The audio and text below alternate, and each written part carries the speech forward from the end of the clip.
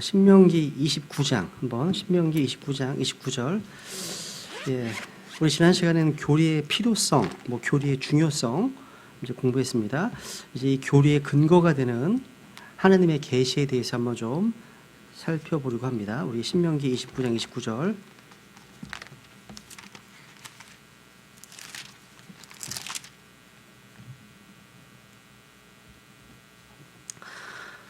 은밀한 일들은 주 우리 하나님께 속하거니와 계시된 그 일들은 영원토록 우리와 우리 자손들에게 속하나니 이것은 우리가 율법의 모든 말씀을 행하게 하려 하심이라.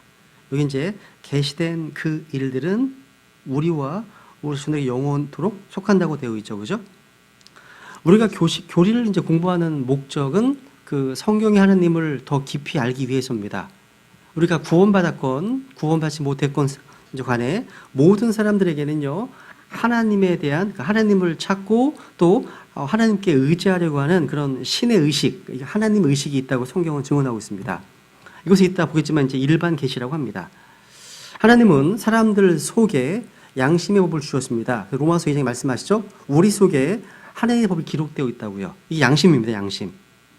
사람은 태어나면서부터 선천적으로 하나님을 알만한 것이 그걸 가진 채 태어납니다. 주님께서 우리의 생명을 지으실 때 우리 속에 기록해 두셨습니다. 사람들은 누군가에게 그런 것들을 배우지 않아도 하나님의 존재를 알기 때문에 어떤 그 위기나 어려움에 빠지면 God, 하나님을 부르짖는 소리가 입에서 저절로 나온다는 겁니다. 특히 이제 생명의 어떤 위험 가운데 빠지면 맨 먼저 찾는 것은 하나님입니다. 여기는 예외가 없어요.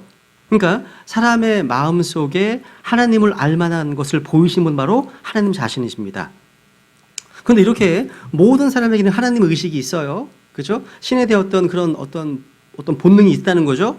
그 신에 대한 의식과 우리 인간의 죄, 인간의 타락이 결합되어서 나온 것이 여러 종교들입니다. 종교가 나온 거예요. 또 우리 역사를 통해서 또 하나님을 찾고 하나님을 알기 위해서 사람들이 시도했던 여러 가지 모습들을 보게 되는데요. 우선 특히 두 가지로 나눠볼 수 있습니다. 두 번째 보시면 2번 보시면요. 하나님을 찾는 두 가지 방법. 혹시 프린트 유저 또 하나 있나요? 하나 주시죠. 깜빡 갖고 왔네.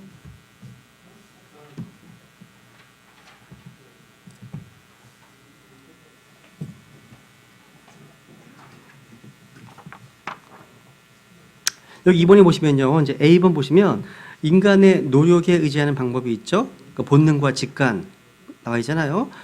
이거 뭐냐면 이제 우리 자신의 노력과 어떤 추구로 하나님을 이제 찾을 수 있다고 믿는 겁니다. 그러니까 역사가 처음 시작할 때부터 사람들은 이런 추구를 해왔어요. 주로 두 가지 방법을 사용했는데 하나는 우리 속에 있는 본능과 직관을 따르는 건데요. 이게 여러 가지로 표현이 됩니다. 내적인 빛, 때로 내적인 빛에 대해서 말하기도 하고 그 빛이 인도하는 대로 따르기만 하면 된다고 말합니다. 신비주의자들이 따르는 방법이죠. 그러니까 이들은 이렇게 얘기를 합니다. 하나님을 알 수 있는 가장 좋은 방법은 자기에게 빠져드는 것입니다. 그러니까 모든 사람 안에 궁극적으로 하나님께로 인도하는 내적인 그런 빛이 있다는 거예요. 지식은 필요 없답니다. 그래서 당신은 그저 자신을 포기하고 그 빛과 그 빛의 인도에 따르기만 하면 된다고 하는 겁니다. 이게 오늘날 많은 이제 사교 집단들 속에서 발견되는 방식입니다. 또 하나의 이제 방법은 이성과 지혜에 근거한 겁니다.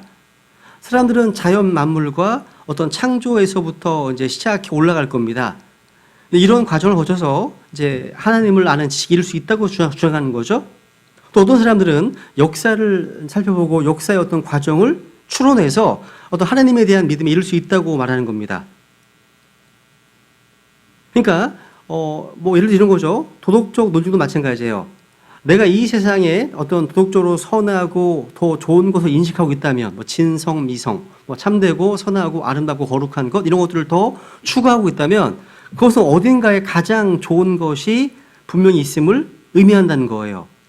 하지만 이 세상에는 그런 것이 없기 때문에 분명 세상 바깥에 있을 것이라고 생각한다는 겁니다. 그러면서 이제 하나님에 대한 믿음으로 이르게 된다. 이렇게 주장하는 겁니다. 이런 것을 이렇게 나열할 수 있습니다. 더 이상 하지 않아도 될 것 같습니다. 그러니까 이러한 것들이 사람들이 하나님을 발견할 수 있다고 그리고 하나님만 지시에 이룰 수 있다고 생각하는 방법들입니다. 하지만 구원받은 그리스도인의 대답은 이런 방법은 반드시 실패할 수밖에 없다는 것을 알고 있습니다. 왜냐하면 고린도 전서 1장에 보시면 이 세상이 자기 지혜로는 하나님을 알지 못함으로 말씀하십니다. 그러니까 그리스인이었고 또는 철학적 가르침에 익숙했던 고린도 교회 교인들 이런 말을 했다는 겁니다. 중요합니다. 그죠?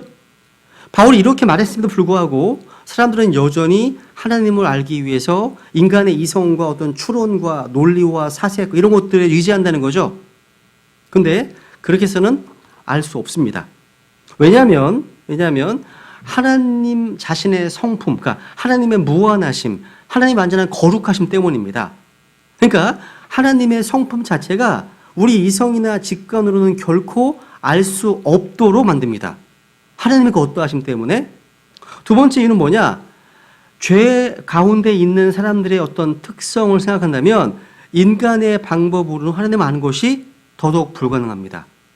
여러분, 인간의 마인드가 너무나 작기 때문에, 인간의 지성, 인간의 어떤 정신이 너무나 작기 때문에 크신 하나님을 헤아릴 수도 없고 이해할 수 없으면 너무 당연한 겁니다. 그래서 욥기 11장에 이런 말씀이 있죠. 한번 욥기 11장 보세요. 우선 두 구절 보죠. 욥기 11장 7절, 8절, 9절.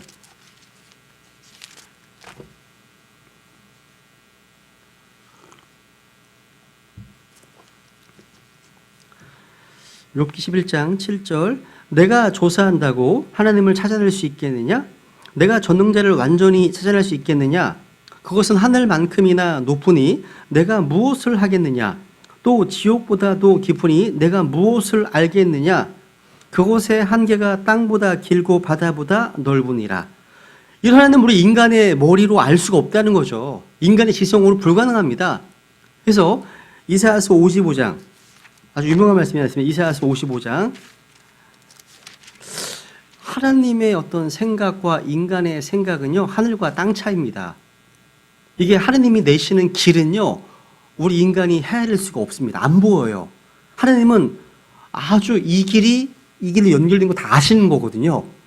바둑이 고단자들은 뭐 1급 2번을 바둑하고 프로 1단에 보면 너무 수가 다르잖아요. 다 보잖아요. 하나님은 다 보고 계시는 겁니다. 그죠? 이사야서 55장에 보시면, 여기 보시면 8절. 내 생각들은 너희 생각들과 같지 아니하며 내 길들은 너희 길들과 같지 아니하니라. 주가 말하노라. 하늘들이 땅보다 높음같이 내 길들은 너희 길들보다 높으며 내 생각들은 너희 생각들보다 높으니라. 이걸 인정하는 가운데 하나님을 신뢰하는 거죠. 하나님의 길이 가장 좋은 길이니까. 하나님의 생각이 가장 완벽한 거니까. 이게 가장 가까운 길이에요. 여러분 상상을 해보세요. 여러분 이집트 군대가 추격해 옵니다. 지금 이스라엘에 지금 홍해에 가로막혀 있어요. 이런 상황 가운데 인간의 이성이 생각할 때 가장 좋은 게 뭘까? 생각해 본 적 있었거든요. 누군가 배를 보내서 실어 나르면 되지 않을까? 이런 정도 아니에요? 이런 정도? 홍해를 갈라서 마른 땅 건너간다? 상상할 수 있겠습니까? 이게 하나님의 수예요, 수. 하나님의 길이 이런 거라는 거죠. 그죠? 그죠? 내 생각은 너희 생각과 다르다. 하나님의 생각은 항상 의롭고 정확하고 세밀하고 아주 완벽합니다. 근데 우리 인간의 생각은 어려서부터 악합니다. 부패해 있습니다. 타락해 있죠. 또 주님의 길은 또 완벽하고 의롭고 정직합니다. 인간의 길은요, 정반대예요, 항상. 그러니까 구원받으려면 그 자기 길을 버리고 주님께로 돌아가야 되는 거죠. 그죠? 이렇게 창세기 3장 타락 때문에 우리 인간의 모든 기능과 능력이 그 죄 때문에 영향을 받았어요. 그죠? 이런 상황에서 하나님을 알 수 있다? 이건 불가능한 겁니다. 그죠? 불가능하다는 거죠. 그래서 이런 진부한 방법들, 이런 방법들을 우리는 종교라고 하는데요. 여기 이제 보시면 세 번째, 3번에 보시면 비교 종교학 책에 보면 이 종교를 여러 가지 분류하는데 한번 참고 삼아 한번 말씀을 드리고 넘어가겠습니다. 우선 종교가 뭐냐면 종교는 한문으로 마루 종자에 가르칠 교자예요. 그러니까 근본되는 가르침이라는 뜻입니다. 이런 종교가 인간의 문제에 있어서 가장 근본적이고 본질적인 문제를 다루고 있음을 반영하고 있다고 볼 수 있습니다. 이런 의미에서 이런 인간의 근본적인 문제가 뭐예요? 죄의 문제 아니에요? 죽음의 문제잖아요. 또 심판의 문제잖아요. 이런 문제를 해결하는 것이 진정한 종교라면, 참된 종교라면 그것은 하나님의 특별 계신 성경에 근거하고 있는 기독교밖에 없습니다. 여기 종교의 분류를 보세요. 보시면 이거 인간이 분류해 놓은 건데 다 재밌어요. 이게 한편으로 율법과 복음의 차이예요. 여기 보시면 1번 원시 종교와 고등 종교가 있죠.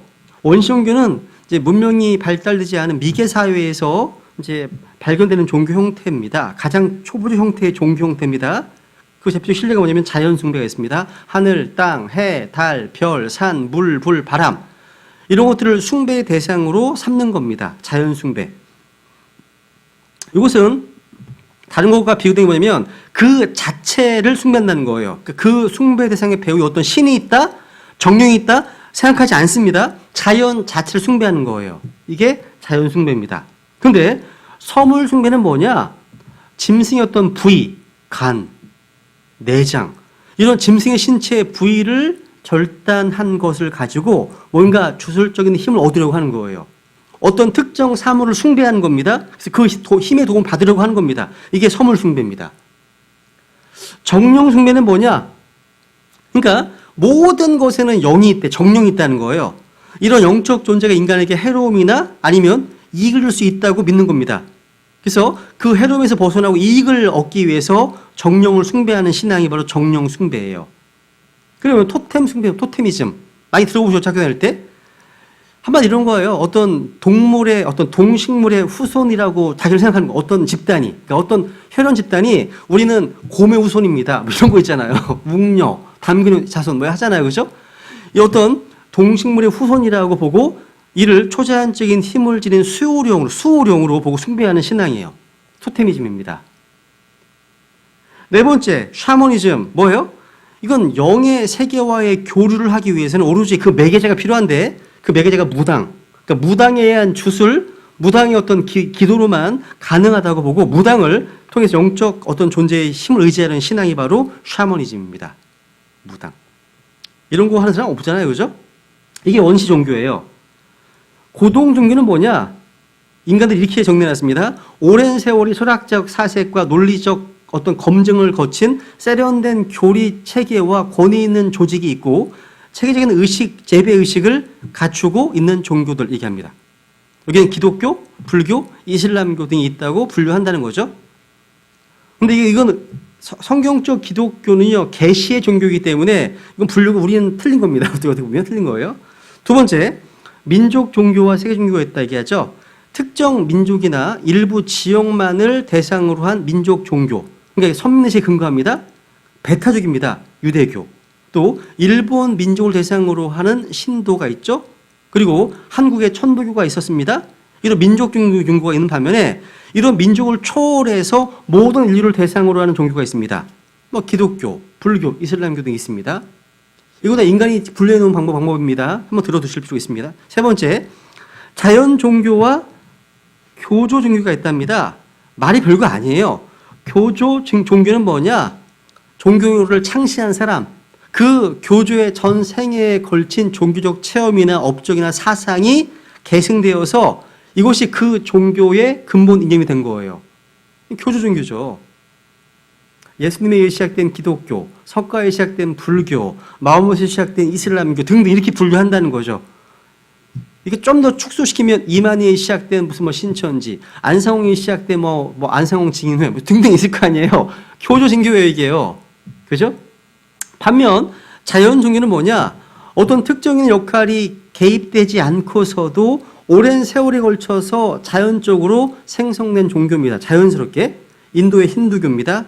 수백만 개의 신들을 섬깁니다. 고대 그리스나 로마의 소위 만신 숭배 사상 다 포함됩니다.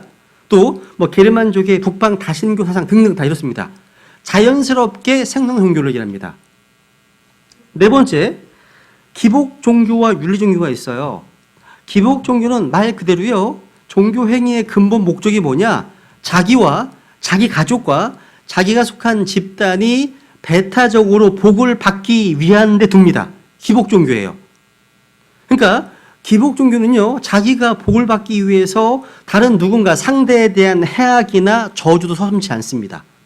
이 기복 종교예요. 조선시대 숙종 때 역사에 나오잖아요.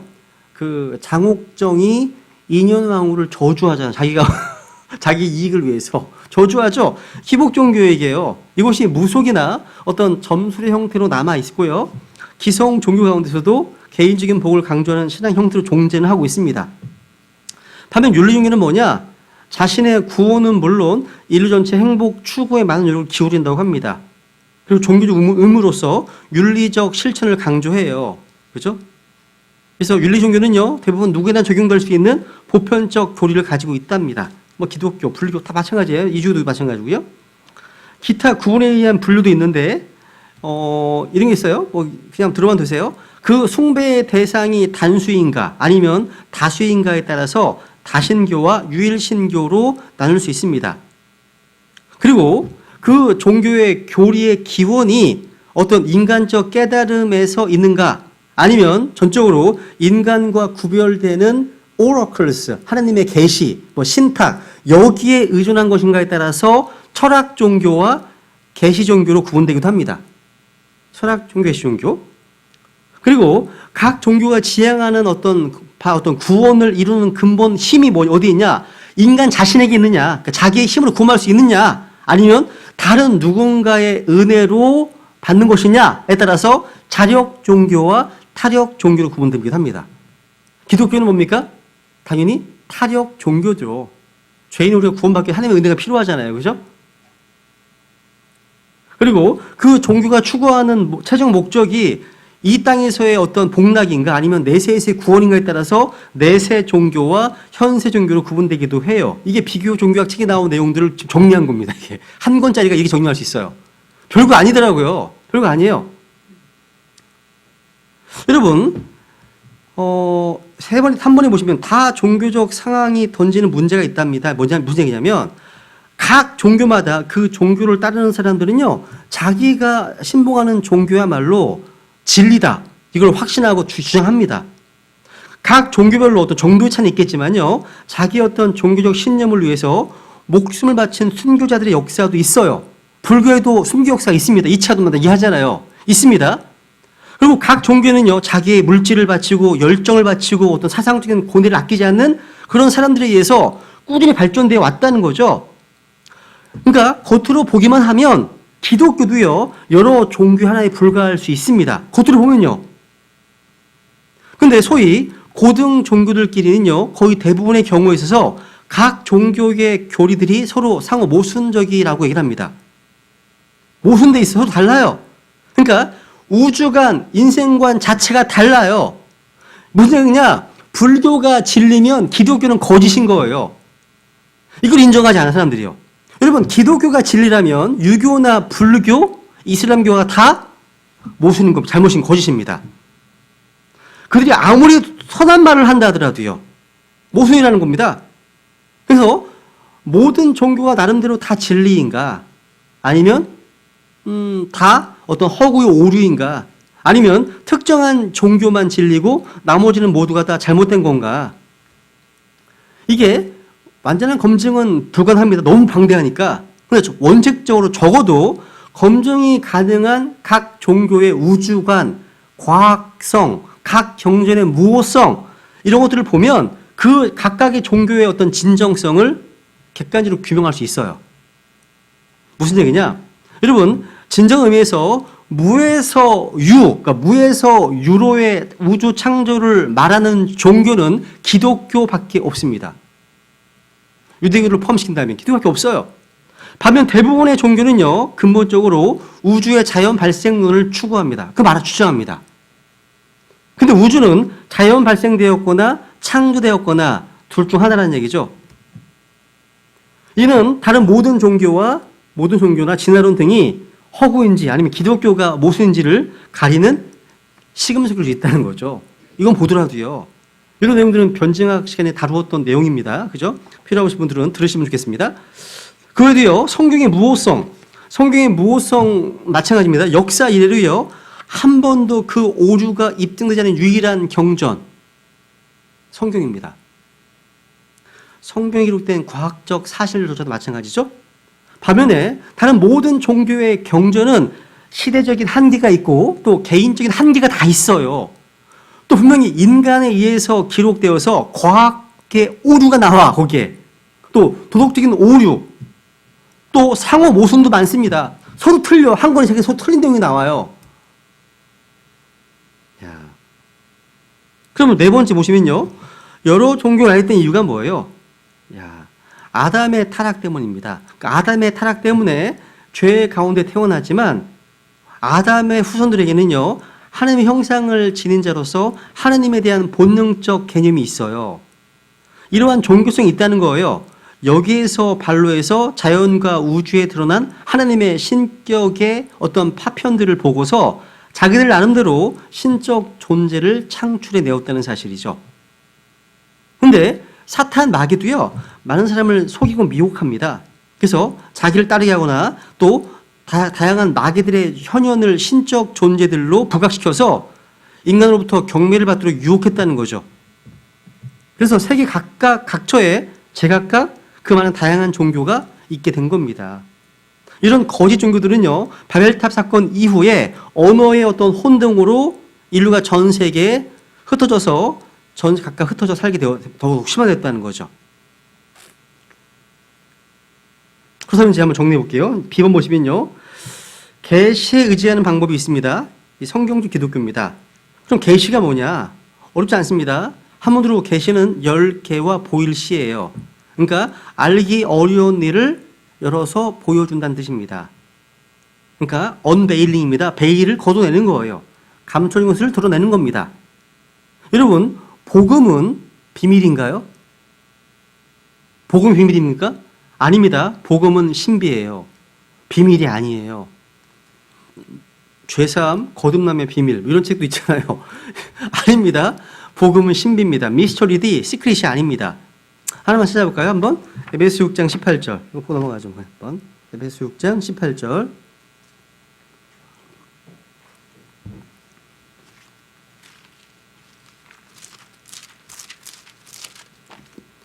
에베소서 6장 18절 보시면 19절이네. 19절 보시면 또 나를 위하여는 내게 말하는 것을 허락하사 내가 담대히 입을 열어 복음의 신비를 알리도록 구하라. 복음의 미스터리, 신비를 알리도록 구하라고 말씀하시네요. 근데 개역서 어떻게 했습니까? 복음의 비밀로 변기시켜 놓았다는 거죠. 다. 복음은 시크릿이 아닙니다. 신비는 신비란 말은 뭐예요? 사람들의 지적 능력이나 이해 능력을 넘어서서 오직 주님께서 계시해 주셔야만 알 수 있는 진리가 신비예요.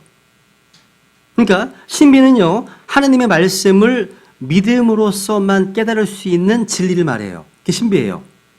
이 신비들은요, 믿는 사람, 성도들이요, 다른 사람들에게 알려주어야 한 진리죠. 근데 비밀은 뭐예요? 비밀. 비밀은 은밀하게 간직하고 지켜야 하는 겁니다. 다른 누군가에 말해서는 안 되는 거죠. 여러분, 성경의 진리는요, 다 공개되어 있습니다. 우리가 다 선포하고 가르치고 깨달아야 하는 신비지 결코 비밀이 아닙니다. 근데 오늘날 많은 성경들이요, 신비를 비밀로 변개해서 성경의 진리가 마치 아무나 알 수 없는 비밀로 만들어 버렸다는 거죠. 신천지는 모든 성경을 비유로 풉니다. 그래서 진리의 대언자인 이만희, 자기만이 그걸 계시실 수 있다라고 하는 이상한 헛소리를 하잖아요. 그죠? 아닙니다. 그런 사람들에게는요, 요한 레벨레이션, 계시록이 요한 묵시록이 돼버리는 거죠. 못 알아듣는 거예요, 이게. 여러분, 신비는 열리는 거예요. 비밀은 클로징, 닫히는 거예요. 닫히는 겁니다. 그죠? 그래서 여러분, 하나님도 마찬가지예요.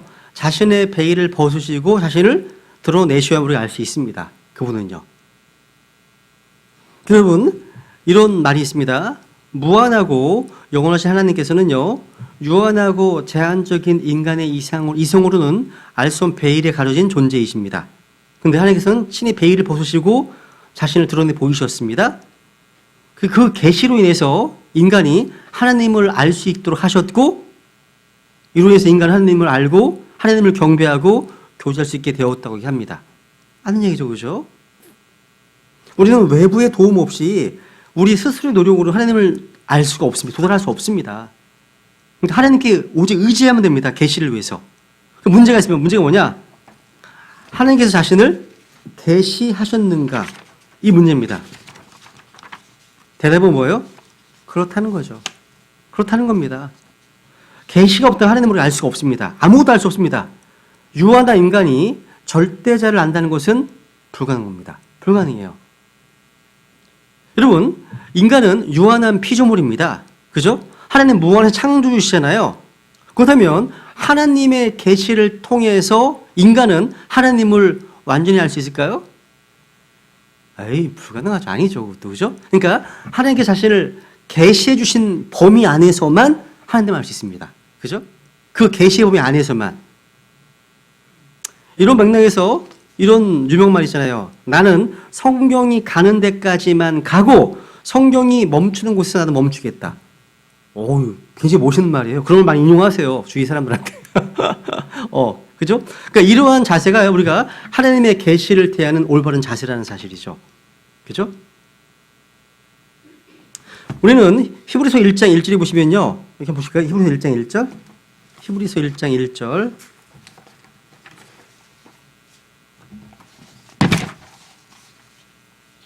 히브리서 1장 1절. 지나간 때에는 여러 시대에 다양한 방식으로 대언자들을 통하여 조상들에게 말씀하신 하나님께서 되어 있죠. 지금 이제 앞으로 공부할 겁니다. 지나갈 때 여러 시대 다양한 방식으로 말씀하셨습니다. 하나님께서요. 이렇게 자신을 드러내셨기 때문에 이렇게 우리가 공부할 수 있는 거예요. 이 다양한 방식을 공부하는 겁니다. 그럼 이제 여기 계시의 설명 보세요. 여기시면 두 번째 장 보시면 설명입니다. 하나님 계시는요 이제 두 개로 분류할 수 있습니다. 일반 계시와 특별 계시로요. 그래서 또 자연 계시와 초자연 계시로 구분할 수도 있습니다. 방법적인 측면에 있어서 볼 때. 그러니까 자연 계시는 뭐냐? 자연 만물이나 역사적 사건들이나 인간의 양심과 같은 자연적인 방법을 통해서 전달된 하나님의 계시를 가리키는 겁니다. 초자연 계시는 뭐예요? 자연 질서를 만드신 하나님께서 특별히 이 자연적인 방법을 초월하셔서 우리 인간이 간섭하시는 거예요. 그래서 하나님 뜻을 밝히시는 것을 말합니다. 기적, 표적, 꿈, 환상 같은 거. 슈퍼내추럴한 내용들이잖아요. 그죠? 또 한 가지는 뭐예요? 계시의 성격이나 대상이나 목적을 놓고 볼 때 일반 계시와 특별 계시로 구분됩니다. 보통 이렇게 얘기를 합니다. 일반 계시, 특별 계시. 이런 용어는 좀 알아두시면 좋겠습니다. 일반 계시, 특별 계시. 오늘 공부하면서요. 계시를 공부하면서 이런 계시들이 마귀의 타겟이 되어 왔다는 사실, 마귀가 변질시켜 왔다는 사실, 이것도 같이 보려고 합니다. 같이 정리하려고 하는 겁니다. 여러분, 그럼 일반 계시는요, 또는 자연 계시는 뭐냐? 자연 만물과 역사 양심을 통해서 모든 사람에게 하나님의 존재와 그분의 권능, 신격을 드러내고 전달하는 보편적 계시를 말합니다. 그러니까 일반 계시는요, 모든 사람들이 접근할 수 있고 모든 지적인 피조물들에게 나타내 보여주고 있습니다. 그래서 일반 계시와 특별 계시를 조금만 비교하면 근거 뭐냐? 일반 계시는 하나님의 창조 사역에 근거하고 있는 겁니다. 특별 계시는요, 하나님의 재창조 사역, 구속 사역에 근거합니다. 또 일반 계시는 대상이 누구냐면 모든 사람입니다. 모든 인류예요. 특별 계시는요, 하나님의 백성들만 대상입니다. 그리고 일반 계시의 성격은 뭐냐? 개방적이 보편 다 모든 사람에게입니다. 이따 볼 거예요. 특별 계시는요, 배타적이고 제한적이에요. 목적은 일반 계시는 목적이 뭡니까? 하나님의 권능과 신격과 존재를 알려주기 위한 계시입니다. 특별 계시의 목적은 뭡니까? 하나님을 확실하게 알고 구원의 길을 제시하기 위한 겁니다. 그것이 목적이에요. 그리고 그 방법에 있어서 일반 계시는 자연과 역사와 양심을 통해서 전달되지만 특별 계시는 말씀, 성경 여러 가지가 있습니다. 이건 잘 정리해 놓으시면 되겠습니다. 그래서 일반 계시와 특별 계시의 비교, 딱 그러면 이게 적으시면 되는 거예요. 이거 기억하셔야 됩니다. 이 부분은요. 일반 특별 계시의 비교. 그럼 이제 첫 번째 하나씩 보겠습니다. 자연 만물 창조에 대한 건데요. 시편 시편 8편. 우리 시편 8편하고 19편 두 개를 보죠. 우선 시편 8편만 우선 보죠. 시편 8편.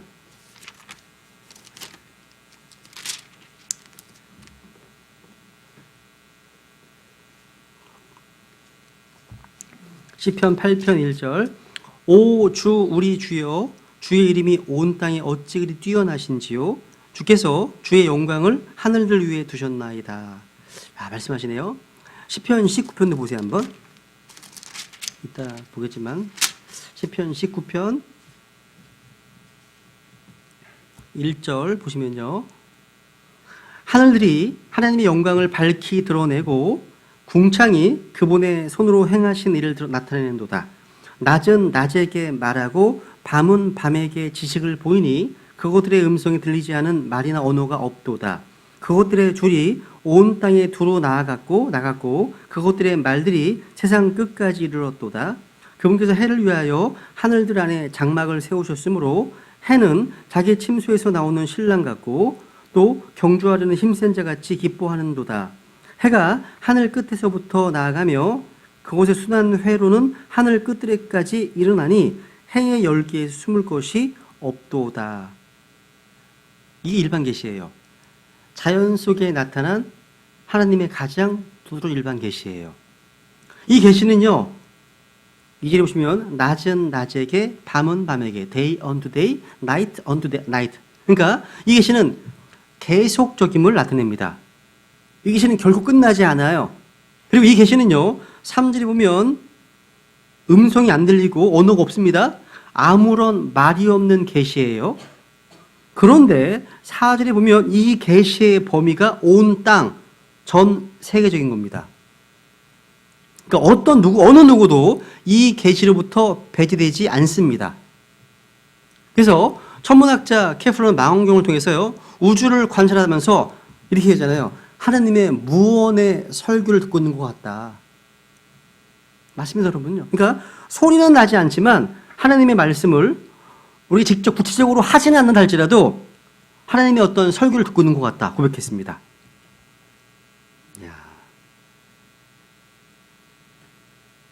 여러분, 잎사귀 하나만 보더라도요, 얼마나 정교한지 몰라요. 얼마나 놀라운지 모릅니다. 하물며 만물의 영재 인체의 위대함, 신비함, 이건 일반 계시의 최상의 증거를 할 수 있죠. 또 너무 많습니다. 그러니까 하나님께서 창조하신 것들을 보면 하나님이 어떤 분이신지 알 수 있습니다. 알 수 있어요. 여러분, 우리 주님께서는 어떤 진리를 가르치실 때 자신이 만드신 어떤 피조물의 어떤 속성을 들어서 말씀하실 때가 많았습니다. 한번 로마서 1장 가볼게요. 로마서 1장 20절. 유명한 구절이죠. 그죠? 로마서 1장 20절 보시면 하나님은 온 세상에 보이는 것들과 보이지 않는 것들을 다 지으신 창조주이십니다. 그죠? 그 창조물마다 자기의 권능과 신격을 담아 놓으셨습니다. 로마서 1장 20절에 보시면 그분의 보이지 아니하는 것들 곧 그분의 영원하신 권능과 신격은 세상의 창조 이후로 분명히 보인다. 또 만들어진 것들을 통해 깨달아 알 수 있다. 그러므로 그들이 변명할 수 없느니라 말씀하시네요. 그러니까 우리는 우주와 대자연을 통해서 하나님의 권능과 하나님의 어떠하심을 깨닫고 느끼지 않습니까? 그죠? 여러분, 예를 들어보면 태양은 예수 그리스도를 보여줍니다. 예수님은 말라기에 보시면 의의 태양을 언급되어 있죠. 달은 아가서 6장에 보시면 달을 예표합니다. 달을 예표하죠. 교회를 예표합니다. 달은요, 교회를 예표합니다. 달은 스스로 빛을 내지 않는다고 말씀하십니다. 욥기 25장에서 말씀하시죠. 달은 태양으로부터 빛을 받아서 리플렉트, 반사하는 역할밖에 안 합니다. 마찬가지로 교회는 예수 그리스도의 빛을 받아서 세상에 비치는 역할만 하면 되는 거죠. 그러니까 스스로 빛을 낼 수 없습니다. 교회 스스로가요. 달은 태양과 같은 방향으로 돕니다. 달은요. 같은 방향 돌고 있습니다. 그런데 지구와는 반대 방향으로 돌고 있어요. 태양과 지구는 서로 반대 방향이에요. 뭔지 짐작이 되시죠? 그죠? 교회는 항상 세상과 반대 방향으로 돌아야 됩니다. 여러분, 백슬라이딩, 타락이 뭐예요? 타락은 뭐냐면 세상과 성도가 보조를 맞추는 게 타락입니다. 레위기 11장에 보면요. 정결한 날짐승 가운데, 날짐승은 어떤 날짐이냐? 아주 그 물고기는요. 지느러미가 있고 비늘이 있는 게 정결한 어류 물고기입니다. 그러니까 세상의 조류에 쓸어내리는 그 어떤 물고기가 아니라 진리를 가지고 거슬러 올라갈 수 있는, 그런 게 교훈해주고 있잖아요. 그죠? 이건 우리 달을 통해서 배우는 진리입니다. 그렇다면 궁창의 별은 뭘 가리킬까요? 성경에서 구령자들 가리킬 때 궁창의 별과 같다고 다니엘서 12장 3절에 말씀하십니다. 구령자들이 별과 같다 말씀하시는 거죠. 야, 각 교회들마다 별이 많으셔야 돼, 별. 항상 별이 많으셔야 됩니다. 또 빛만 하더라도요, 빛은요, 빛과 열과 화학선으로 이루어져 있습니다. 빛은 보이기는 하지만 느낄 수가 없습니다. 열은 느낄 수 있지만 보이지 않습니다. 감마선은 보이지도 않고 느끼지도 않습니다. 삼위일체 하나님을 보여주고 있죠. 그죠? 사람도 마찬가지예요. 몸과 혼과 영으로 되어 있습니다. 몸은 예수 그리스도를, 혼은 아버지 하나님을, 영은 성령 하나님을 예표합니다. 그러니까 하나님께서는 우리에게 어떤 진리를 가르치실 때 자신이 친히 지으신 피조물을 어떤 실물 교주로 사용하셨다는 거예요. 예수님은 어린 양으로, 사탄은요 뱀으로 묘사했습니다. 구원받지 못한 남자는 멍멍이 개로, 구원받지 못한 여자는 돼지로 이렇게 묘사하고 있습니다. 그리고 거짓 대언자들, 거짓 사역들은 뭘로 묘사하고 있을까요? 늑대, 이리들로 성경에 묘사되고 있습니다. 또 사역자들은요, 성경에 보면 소로, 황소로 언급되고 있습니다. 그러니까 이렇게 주님께서는 피조물들을 들어서 진리를 가르치시는 어떤 일을 많이 하셨는데, 왜? 그곳에 친히 진리의 수종을 담아서 만드셨기 때문입니다. 주님께서는요, 먹을 것을 염려하는 사람들에게 공중의 새를 이제 보라고 이제 말씀하셨고, 입을 것을 염려하는 사람들을 위해서에게는요, 어떤 들의 백합화를 보러 가셨잖아요. 그죠? 자, 다 어떤 하나님 주시는 교훈들입니다. 널려 있다는 거죠. 여러분, 농사를 지을 때 잡초는 왜 그렇게 잘 자랄까요? 가시와 엉겅퀴는 왜 그렇게 빨리 생존력과 번식력이 좋을까요? 아무리 베고 또 베고 뽑아도 그 다음에 되면 어김없이 나와요. 나옵니다. 그 이유는 뭐예요? 창세기에 말씀하신 땅이 저주받았기 때문이죠. 그죠? 그러니까 우리 인간의 이마에 땀을 흘려야만 땅에서 먹을 수 있게 만들어 놓으신 겁니다. 사람들은 이렇게 자연을 통해서요, 하나님의 권능과 신격을 깨달아 알 수 있습니다. 누구도 변명할 수 없다는 거죠. 그런데 우리가 살고 있는 도시문화는요, 하나님께서 만드신 것들을 보는 대신에 사람들이 만든 것들만 보고 살도록 되어 있어요. 그게 주야, 주. 그죠? 여러분 살고 있는 환경을 좀 보세요. 둘러보세요. 뭐가 있습니까? 사람이 만든 것들 뿐이지, 다 만든 것들 뿐 아니에요? 요거 빼고. 그죠? 땅은 시멘트, 콘크리트 덮여 있습니다. 거리 수많은 풀과 꽃과 나무를 보는 대신에 넘치는 차량들만 보고 있어요. 그죠? 길에서는 하늘을 보는 대신에 고층 건물들이 보입니다. 백화점에 들어가면 창문이 없는 백화점도 있잖아요. 그죠? 온통 사람이 만든 것들만 있어요. 그래서 도시 문명의 편리함에 길들여진 사람들은요, 자연을 통해서 깨달으신 하나님의 어떤 권능과 신격을 거의 볼 수 없다는 거, 이 불행한 일이죠. 그래서 농사꾼이 오히려 뭔가 창조주의 존재를 더 빨리 인식하는 것 같습니다. 농사꾼들이 더. 여러분, 자주 하늘과 자연을 바라보세요. 자주. 그리고 종종 여기 너무 좋은 데 계시잖아요. 실신내교회는. 건너편이 거리공원이잖아요. 자주 걸으시면서 말씀 묵상도 하시고 하나님과 교제도 나누시고 너무 좋잖아요. 동탄은 다 없어요, 그게. 다 무슨 뭐 멋진 건물밖에 없어요. 동탄은 다. 네. 어쨌든 하나님께서 만드신 것들을 통해서 하나님을 알게 되는 거죠. 그죠? 한번 사도행전 14장 볼까요? 사도행전 14장. 하나님의 어떤 섭리를 통해서도 자신을 계시하셨는데요. 사도행전 14장 17절을 보세요.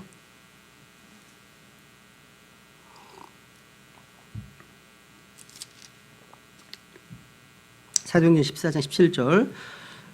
그럼에도 불구하고 선한 일을 행하시고 우리에게 하늘로부터 비를 주시며 결실의 계절을 주사 음식과 기쁨으로 우리 마음을 채워주심으로써 증거 없이 자신을 내버려 두지 아니하셨느니라 하고. 자, 여러분, 섭리, 이 무슨 말이에요? 이 세상에 있는 만물을 질서 가운데 보존하고 유지하는 것, 또 이 만물을 진행시키시고 생명을 보존해 주시는 것을 말합니다. 이 섭리입니다. 근데 이 모든 현상을 어떻게 설명할 수 있을까요? 궁극적으로 모두가 다 섭리 문제예요. 섭리의 질서. 즉, 계절이 오고 눈과 비와 어떤 곡물의 결실들이 다 하늘 나타내 보여준다는 사실을 이렇게 한번 기억해 보라는 거죠. 그죠? 하나님의 섭리적 선하심 때문에 사람들이 햇빛과 비를 공급하신다는 것. 그래서 우리로 살아가도록 하셨다는 거죠. 하나님께서 주셨다는 거죠. 15장에, 사도행 14장에 그렇게 말씀한 15절부터 그런 얘기를 하는 겁니다. 15절 보시면, 15절. 14장 15절 보시면, 이르되 선생들아, 어찌하여 너희 이런 일을 행하느냐? 우리도 너희와 똑같은 성정을 가진 사람들이라. 너희에게 복음을 선포하는 것은 너희가 이런 헛된 일들을 버리고 하늘과 땅과 바다와 그 안에 있는 모든 것을 만드신 그분, 그 사랑하신 하나님께로 돌아오게 하려 함이라. 그러니까 바울 루스트라에서요, 하나님의 섭리적 어떤 선하심을 하나의 증거로 말씀을 전한 겁니다. 스펄전은 이 하나님의 섭리와 관련해 이런 설교를 하는 내용이 있습니다. 대자연은요, 하나님을 나타내는 어떤 것 중에 하나인데, 우리는 천둥과 번개를 통해서 하나님의 진노를 알 수 있고, 햇빛과 미풍 가운데 하나님의 사랑을 알 수 있습니다. 또 무르익은 곡식 가운데서 하나님의 풍성한 은혜와 선하심을 알 수 있습니다. 산봉우리와 계곡을 바라볼 때 아름다움에 대한 하나님의 어떤 생각을 알 수 있고, 아름답게 핀 꽃을 볼 때 하나님의 기쁨을 알 수 있습니다. 왜냐하면 하나님은 바로 모든 피조물을 통해서 자신의 무한하신 선하심과 지혜로우심과 영원하신 권능과 신격을 보여주시기 때문입니다. 이런 설교를 한 적이 있습니다. 그게 그대로예요. 근데 여러분, 이 계시를 마귀가 그냥 둘 리가 없죠. 마귀가 부패시키겠죠. 마귀는 이 자연을 챙겨주시는 하나님의 어떤 계시를 부패시켜서 창조주가 아닌 창조물을 섬기고 경배하게 만들었다는 사실. 로마서 1장 25절. 로마서 1장 25절 보세요. 로마서 1장 25절.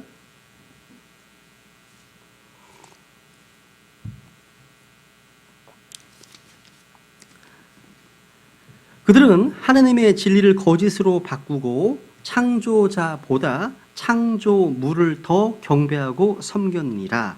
그분은 영원히 찬송받으실 분이시로다. 아멘. 창조자보다 창조물을 더 경배하고 섬겼다. 여러분, 하나님의 진리를 거짓으로 바꾸는 것은 마귀의 역사입니다. 마귀의 역사예요. 이러한 특징이 뭐라는 거예요? 창조주 하나님보다 창조물을 더 경배하고 섬깁니다. 다른 말로 이웃사랑을 하나님 사랑보다 더 앞세우는 겁니다. 우리는 진리 우선순위를 잘 알아야 됩니다. 사랑은 최고의 가치라고 할 수 있지만 그 대상은 첫째가 누굽니까? 하나님이신 거예요. 둘째가 이웃인 거예요. 첫째가 누구라고요? 하나님, 둘째가 이웃입니다. 근데 첫째를 뺀 채, 첫째를 잊어버린 채 둘째 부분에만 열을 올린다? 이것은 진리를 거짓으로 바꾼 겁니다. 창조주보다 창조물을 더 경배하고 섬기는 마귀의 역사라는 거죠. 우선순위가 중요한 거예요. 중요하다는 사실이죠. 두 번째, 역사. 한번 예레미야 18장 볼까요? 예레미야 18장. 여러분, 역사는요, his story입니다. 그분의 이야기예요. 우연히 진행된 것이 아니라 역사의 주관자이신 하나님께서 자신의 뜻대로 이끌어 나가시는 겁니다. 예레미야 18장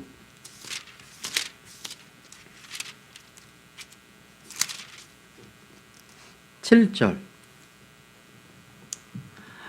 내가 어떤 민족과 어떤 왕국에 관하여 그것을 뽑고 무너뜨리며 멸하리라고 말할 때, 만일 내가 멸하리라고 선포한 그 민족이 자기들의 악에서 돌이키면 내가 그들에게 행하려고 생각했던 그 재앙에 대하여 뜻을 돌이키겠고, 또 내가 어떤 민족과 어떤 왕국에 관하여 그것을 세우고 심으리라고 말할 때, 만일 그 민족이 내 눈앞에서 악을 행하여 내 목소리에 순종하지 아니하면 내가 그들의 유익을 위해 허락하리라고 말한 그 복에 대하여 뜻을 돌이키리라. 얘기하죠, 그죠? 여러분, 역사 가운데 하나님의 뜻이 반영되어 있다는 거예요. 민족들을 다루시는 모습 가운데도 명백합니다. 이것은요, 자신의 백성, 이스라엘 백성들을 징계하시고 또 훈련시키는 모습 정도 볼 수가 있습니다. 하나님 이스라엘 백성들을요, 다시 회복시키실 겁니다. 주님께서는요, 이스라엘을 괴롭혔던 이집트를 심판하셨고, 여러 민족들을 일으키기도 하시고, 쇠하기도 하셨습니다. 그러니까 우리가 역사를 배우고 역사 속에서 교훈을 찾는 것은 바로 역사 가운데 개입하셔서 자신의 뜻을 보이시는 하나님의 어떠하심을 발견하기 위해서입니다. 여러분, 하나님께서 역사를 주관하신다면 왜 역사 가운데 악인들이 득세할까요? 악인들이 왜 이렇게 많이 득세할까요? 긍휼이 풍성하신 하나님께서는요, 오래 참으시고 인생들을 즉각적으로 심판하지 않는 경우가 많기 때문입니다. 전도서 8장 11절에 보시면 이런 말씀이 있습니다. 악한 일에 대한 판결이 속히 집행되지 아니하므로 사람들의 아들들의 마음속에서 악을 행하기로 완전히 작정하였도다. 조만간 집행될 겁니다. 조만간. 그래서 이 땅에 사는 동안에 의인이 고난을 받고 악인이 번성하는 것 많이 보게 됩니다. 근데 우리는 역사 가운데 악하고 부패한 자들이 잠시 득세하다가 그 결과 비참한 사실도 많이 발견할 수 있습니다. 뿐만 아니라 성경은요, 이런 악한 자들이요, 영원한 형벌 가운데 처해진다는 사실도 우리가 알고 있습니다. 그러니까 우리는요, 하나님의 공의로우심이요, 즉각적으로 나타나지 않는다고 하더라도 궁극적으로는 실현될 거예요. 실현됩니다. 여러분, 인류 역사의 크고 작은 사건들은 다 하나님의 어떤 섭리와 통치가 있기 때문에 우리는 그 역사를 통해서 하나님 일반 계시를 접할 수가 있습니다. 권선징악, 종종 보잖아요, 그죠? 근데 이 역사에 대한 계시도 마귀가 가만둘 리가 없죠. 교회사도 성경적인 침례 교회사가 있고 일반 교회사가 있습니다. 그죠? 일반 교회사를 읽어보면 이게 마치 이런 거예요, 여러분. 학창 시절에 세계사 시간에 배운 수준에서 별로 다르지 않아요. 대동소이합니다. 일반 교회사나 세계사나 비슷합니다. 비슷합니다. 카톨릭 구교에서 종교교육을 통해서 신교가 나왔다 정도? 그래서 정통은 오리지널은 카톨릭이야. 이런 정도. 정도. 우리나라는 장로교가 대세라는 것 등등. 그런데 여러분, 참된 교회사에 보시면 유아 세례를 거부해서 이단으로 정죄되었고 죽임당한 성경 신자들, 주의 만찬의 빵과 포도즙이 실제 예수님의 살과 피가 아니다 라고 거부해서 이단시되고 죽임당한 성경 신자들, 또 물을 뿌리는 세례 때문에 이거 세례를 위한 구원을 시행하지 않아서 이단시되고 죽임당한 침례교도들, 그 당시 여러 가지 교회 공예의 결정에 따르지 않고 교황의 권위와 결정에 따르지 않아서 이단시되고 죽임당한 베프티스트들, 그렇게 죽인 그 자들이 편찬한 성경이 어떤 성경인지를 우리는 다 알고 있잖아요. 세상은 몰라요. 역사를 모르기 때문에, 역사를 마귀가 부패시켜 놓기 때문에. 우리가 후자에 속했다는 게 너무 감사하지 않습니까? 그죠? 후자에 속했다는 베프티스트라는 사실이. 사도행전 17장. 사도행전 17장 볼게요. 사도행전 17장. 사도행전 17장 26절.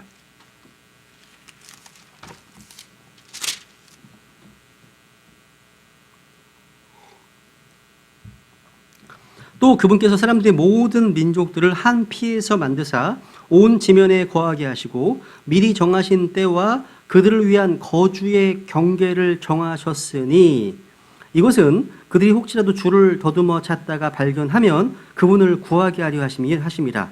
그러나 그분은 우리 각 사람으로부터 멀리 떨어져 있지 아니하니. 보세요. 그분께서 사람들의 모든 민족들을 한 피에서 만드셨습니다. 한 피에서 만드셨습니다. 그리고 미리 정하신 때와 그들을 위한 거주의 경계를 정하셨습니다.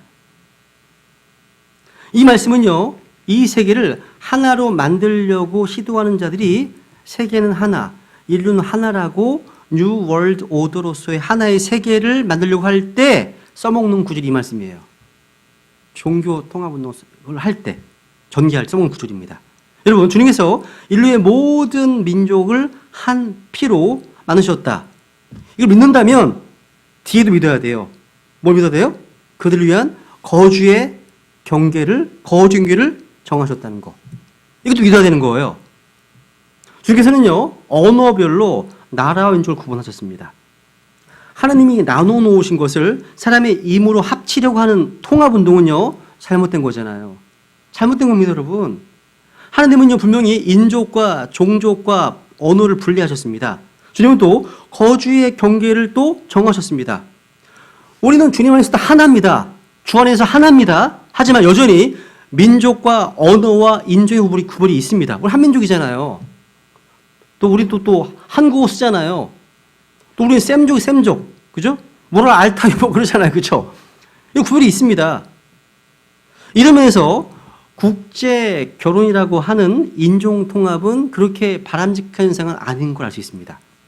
우리나라 다문화 현상 좋은 건 아니에요. 좋은 게 아닙니다. 하나님은 거주의 경계를 정하시기 때문에 별로 안 좋은 겁니다, 여러분. 주께서 민족들을 위해서 거주 경계를 정하신 것은요, 주님을 찾고 구하게 하시려는 그런 계획과 목적이기 때문이라는 거죠. 3번 양심까지 하고 좀 쉬었다 가겠습니다. 양심. 로마서 2장 15절 일반 계시 하나가 양심이 있습니다. 양심이 뭐냐? 양심. 하나님께서 사람 안에 넣으신 선과 악의 지식입니다. 이게 양심이에요. 로마서 2장 15절.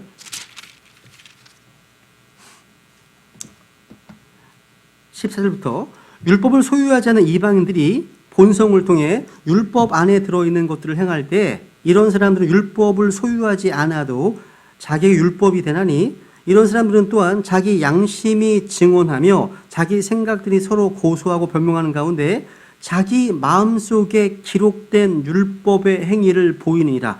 이방인들은요, 자기 마음속에 율법이 기록되어 있답니다. 자기 마음속에 기록된 율법, 이게 바로 conscience, 양심입니다. 양심이에요. 하나님께서 사람 안에 넣으신 선악의 지식이 바로 양심입니다. 이 양심은요, 히브리서에 보시면 예수님의 보혈로 깨끗하게 될 수도 있습니다. 성경 보면 이 양심은 가책을 받을 수도 있고 또 악한 양심도, 약한 양심도 있고 더러워진 양심도 나오고 순수한 양심도 있고 선한 양심도 있고 화에 맞은 양심도 나옵니다. 성경에 나와요. 하나 볼까요? 디모데전서 4장 마지막 때니까 디모데전서 4장에 보시면 마귀가 이 계시도 부패시켜 놓았어요. 이게 마귀가 나와요. 보세요. 4장 1절 2절 보시면 이제 성령께서 분명히 말씀하시기를 마지막 때에 어떤 사람들이 믿음에서 떠나 유혹하는 영들과 마귀들의 교리들의 주의를 기울이리라 하시는데 이들은 위선으로 거짓말을 하며 자기 양심을 뜨거운 인두로 지진 자들이라. 그러니까 마귀의 역사로 연관돼서 양심이 제기를 못하네요. 그죠? 야, 양심을 뜨거운 인두로 지진 자들 말씀하시네요. 그러니까 유혹하는 영들과 마귀들의 교리들의 주의를 기울이면 위선으로 거짓말을 한답니다. 또 양심을 뜨거운 인두로 지진다고 말씀하고 있네요. 여러분, 우리 구원받은 크리스찬들은요, 성령님 안에서 진리를 말하고 순수한 양심, 선한 양심을 지닌 자들입니다. 그런데 이런 마귀들의 교리를 따르면 거짓말을 하게 되고 양심이 더럽혀지고 약해지고 또 악해지고 인두로 지진듯 마비되어 버린다는 거죠. 무슨 얘기냐면 교리와 양심이 연관되어 있는 거예요. 그러니까 올바른 교리가요, 선한 양심과 연관되어 있는 거예요. 악한 교리가요, 화이만 양심과 연관되어 있는 거라는 거죠. 교리가 중요하다는 겁니다. 교리가 중요한 거예요. 잘못된 교리 때문에 양심이 화해할 수 있는 겁니다. 여러분, 구원의 교리 가운데 균형 잡힌 교리가 아닌 극단적인 칭의라는 측면, 죄사함, 거듭남만 강조하게 되면 그 교리 때문에 자백이나 회개도 하지 않아서 양심이 화해할 수 있습니다. 또 이 편벽된 교리 때문에, 그렇죠? 그 때문에 건전한 교리, 균형 잡힌 교리가 얼마나 중요한지 알 수 있습니다. 왜? 그 교리에 삶이 나오는 것이기 때문에, 그 교리에서. 하나님께서 양심을 통해서 자신을 계시하셨습니다. 그죠? 우리 인간은요, 직관적으로 하나님께서 선을 중시하시고 악을 혐오하신다. 그리고 오늘의 의로우신 하나님께 책임질 것이다. 이걸 압니다. 직관적으로요. 헬렌 켈러가 이런 말 했잖아요. 헬렌 켈러가 하나님께서 거기 계신 것을 제가 언제나 알고 있었던 것입니다. 다만 그분의 이름을 몰랐을 뿐입니다. 듣지도 못하고 보지도 못한 헬렌 켈러가 하는 말이에요. 그러니까 그분이 누구신지는 몰라도 어떤 절대자가 있다는 것은 안다는 거죠. 본능으로. 그래서 이 지구상에요, 어떤 민족도 종교가 다 있는 거예요. 헤로도토스가요, 당대 많은 나라를 여행하게 내린 결론입니다. 종교 없는 나라는 없다. 다 있대요. 종교 없는 나라 없답니다. 그러니까 인간에게는 어떤 절대자를 섬기고자 하는 종교심이 있어요. 이 종교심은요, 인간의 본능 속에서 나온 거예요. 그러니까 본능적 절제를 느낀다는 거죠. 그죠? 이런 신에 대한 의식이 죄와 타락과 결합되니까 나온 것이 뭐라고요? 종교예요, 종교. 종교라는 거죠. 그죠? 그래서 여러분, 독일의 철학자 칸트가 이런 말을 했습니다. 양심의 이제 기초에 볼 때 하나님의 존재를 인정하지 않을 수 없다라고 고백하면 이렇게 합니다. 오래 생각해 보면 볼수록 나에게는 감탄과 숭배로 가득 차버린 두 가지 사실이 있습니다. 하나는 내 머리 위에서 반짝이는 하늘의 별이고, 또 다른 하나는 내 마음속에 자리 잡은 양심의 도덕률입니다. 양심의 도덕률. 그러니까 어떤 법이 있다는 것은 법을 주신 분이 있다는 걸 전제하는 거 아니에요. 내 법이 있다는 것은요. 그죠? 짐승에는 양심이 있어요, 없어요? 짐승은요. 없죠. 짐승이 옆에 있는 강아지 뼈다구를 훔쳐가면 괴로워하나요? 좋아하지, 아주. 야, 맛있다고 좋아하죠? 그래서 양심이 없거든요. 근데 사람에게는 양심이 있어서 마음속에 자꾸 뭔가 송사를 합니다. 왜? 그 양심은 하나님 주신 것이기 때문에. 근데 마귀는요, 우리의 양심을 거짓된 교리들과 거짓된 영상들과 더러운 책들과 음악이나 미디어 콘텐츠 등등 이런 시각적 음란물 이런 것들을 통해서 우리 양심을 파괴시킵니다. 지금 보고 계시잖아요. 그죠? 요즘 코로나 바이러스가 되게 이제 거의 온통, 저는 이제 잘 뉴스 같은 거 안 봐요. 화딱지 나가지고 잘 안 봅니다. 다 코로나밖에 안 나와. 그죠? 정치 얘기 나오고, 그죠? 볼 게 없습니다. 근데 이제 최근에 어떤 성경 신자가 그런 얘기를 하더라고요. 코로나 바이러스와 낙태를 비교하면서 이렇게 얘기를 하더라고요. 코로나 바이러스로 죽는 사람들은 전 세계를 다 카운트해도 몇만 명 될까? 안 되잖아요. 그죠? 얘기를 합니다. 근데 낙태로 인해서 죽임당하는 아이들은 1년에 수십만이 미국에서만 수십만 명, 수백만 명이 넘는다고 일합니다. 일하거든요. 근데 많은 사람들과 언론은 이 문제는 침묵하고 있다는 거예요. 규정을 이뤘다는 거죠. 그죠? 요즘 우리나라도 아마 이게 코로나 사태 때문에 박원순 시장, 이재명 도지사 다 긴급명령 얘기하고 뭐 교회 예배 금지 명령 내리겠다, 뭐 또 7가지 수칙을 안 지키면 구상권을 청구하겠다, 예배드리면 400만 원 벌금 내게 해주겠다 계속 나오거든요. 근데 미국도 지금 심각하거든요. 미국은 LA 시장이나 뉴욕 시장, 뉴욕 시장이 긴급 명령을 발행을 보면요, 교회 예배는 빠져 있어요. 다 레스토랑, PC방, 뭐 노래방, 무슨 피트니스 클럽 이런 것들은 이제 못하게 막는다. 교회는 얘기 안 합니다. 헌법 때문에. 수정법 일제 나오거든요. 종교제 얘기 하잖아요. 근데 우리나라는 제일 먼저 교회가 나와. 교회가 나와요. 교회 예배. 그래서 저희 교회 나와서 내일부터는 예배 드립니다. 모여서 더 기도하려고. 그리고 얘기하는 뭐 수칙들 좀 지키려고 하거든요. 지키면서 예배 드리려고 하는 거거든요. 준비는 했습니다. 단 한 가지, 2m의 간격 유지. 이거는 상당히, 아니, 음식점 가더라도 2m 유지할 수 있습니까, 여러분? 국무회의할 때 떨어져서 이렇게 얘기하나요, 다들? 아니잖아요, 그죠? 그래서 가족별로 앉히든지 해서 1부에 2부로 드리든지 대형교회처럼 1부에 뭐 무슨 교육 나오고 2부 이렇게 하든지 이렇게 하려고 하거든요. 그래서 예배는 이제 포기할 수 없다. 그리고 그렇다고 또 시에서 자꾸 이제 푸시를 하는데, 그래서 나누어서 이렇게 하려고 하는 거거든요. 뭔가 균형을 잃어버린 것 같은 분위기. 하여튼 마귀에게 좋은 빌미의 어떤 굿이 될 수 있는 그런 환경인 것 같고, 그죠? 깨어 기도해야 될 그런 상황인 것 같습니다. 하여튼 어쨌거나 여기까지만 하고요.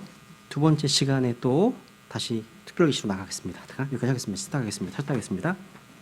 15분 후에 하겠습니다. 15분 후에. 네.